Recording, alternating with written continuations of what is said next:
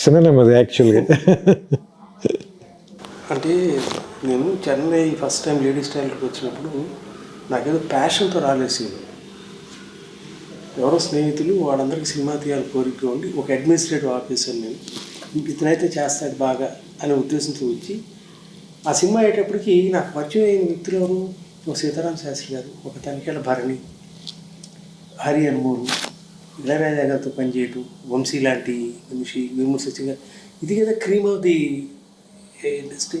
అంటే ఒక్కొక్క క్రాఫ్ట్లో ది బెస్ట్ పీపుల్తో అసోసియేట్ అయ్యి ట్రావెల్ చేసే అవకాశం. దీన్ని విడిచిపెట్టి ఎట్లా వెళ్తాను నేను?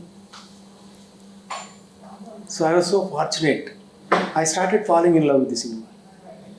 ఇంకప్పటి నుంచి ఇక ఇందాక నువ్వు వస్తున్నావు వెయిట్ చేస్తా, నువ్వే కావాలతో నా అప్పులు తీర్చుకున్నాను, నువ్వు నాకు నచ్చావుతో ఇదిగో ఇక్కడ నివాసం ప్లస్